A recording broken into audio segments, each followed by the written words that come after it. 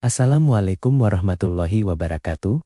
Islam di India bukan hanya soal minoritas terbesar kedua di dunia, tapi sebuah sejarah panjang yang membentang lebih dari 1000 tahun. Sejak pertama kali masuk lewat jalur perdagangan hingga menguasai kekuasaan besar di masa Kesultanan Delhi dan Mughal. Islam di India terus beradaptasi dan berubah. Video ini akan mengajak kamu melihat bagaimana Islam berkembang di India, tokoh penting yang membentuknya, dan bagaimana kondisi umat Islam di India hari ini.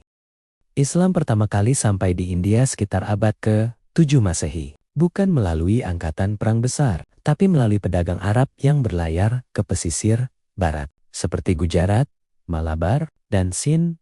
Mereka berdagang, menetap, dan perlahan menanamkan nilai Islam di tengah masyarakat yang mayoritas Hindu.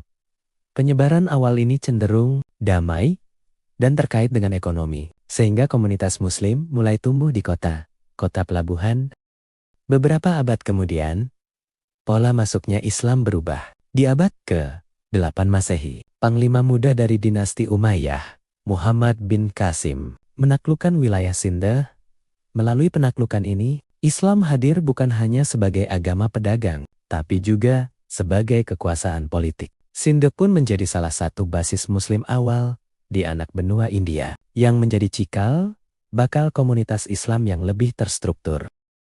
Di abad ke-12, gelombang baru Islam datang dengan Muhammad Ghori dari Asia Tengah. Ia menaklukkan Delhi dan menjadi awal berdirinya Kesultanan Delhi, pusat kekuasaan Muslim yang berlangsung ratusan tahun. Dari sinilah Islam mulai membangun birokrasi, sistem hukum, dan pusat pendidikan di India. Kekuasaan Islam mencapai puncaknya pada masa Kekaisaran Mughal di abad ke-16 hingga 18, yang tidak hanya menguasai tanah India, tetapi juga meninggalkan warisan arsitektur, seni, dan budaya Islam yang sangat kuat.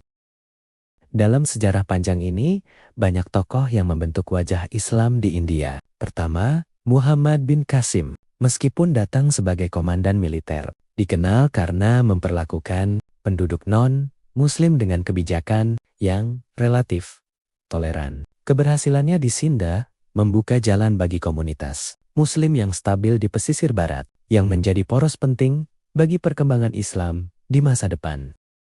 Kedua, Muhammad Ghori memperluas wilayah kekuasaan Muslim ke India Utara.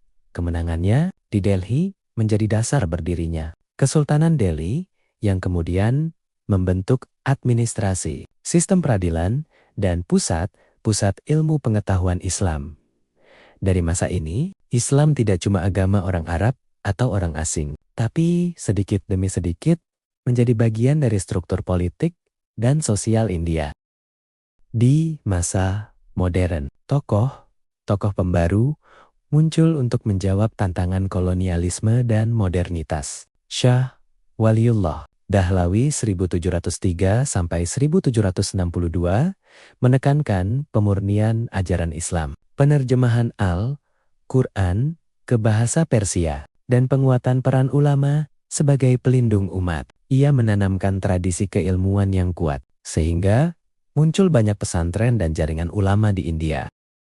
Selanjutnya, Sayyid Ahmad Khan 1817 sampai 1898 menjadi tokoh kunci dalam gerakan Aligarh. Ia menekankan pentingnya pendidikan modern dan adaptasi Islam dengan dunia kontemporer. Baginya, umat Islam tidak boleh terjebak hanya pada tradisi, tapi harus berani belajar sains, teknologi, dan sistem politik modern. Gerakan ini membuka jalan bagi Muslim India untuk mengambil peran di dunia pendidikan, birokrasi, dan profesional.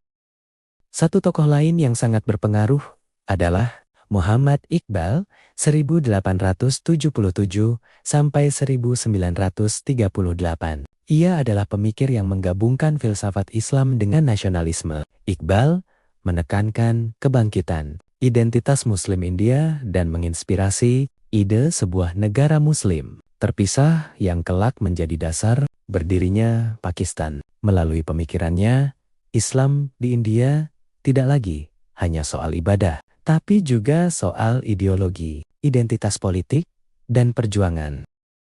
Saat ini, Islam di India berada dalam posisi unik sebagai minoritas besar di negara demokrasi terbesar di dunia. Muslim menjadi agama terbesar kedua setelah Hindu, dengan populasi sekitar 14–15 dari total penduduk atau lebih dari 200 juta orang. Komunitas ini tersebar di berbagai negara bagian, dengan konsentrasi tinggi di Uttar Pradesh, Bihar, Jammu Kashmir, Mumbai, dan kota besar lain.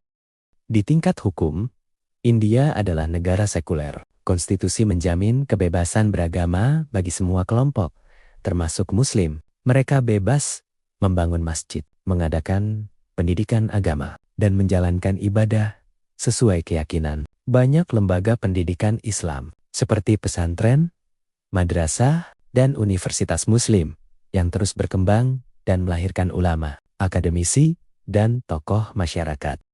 Namun, di sisi lain, umat Islam di India sering menghadapi tekanan politik dan sosial. Nasionalisme Hindu yang semakin kuat, terutama dalam bentuk ideologi Hindutva, kadang membingkai Muslim sebagai kelompok yang dianggap tidak sepenuhnya bagian dari India. Isu seperti Kashmir, undang kewarganegaraan, dan diskriminasi sosial sering memicu ketegangan dan membuat sebagian Muslim merasa seperti warga kelas 2.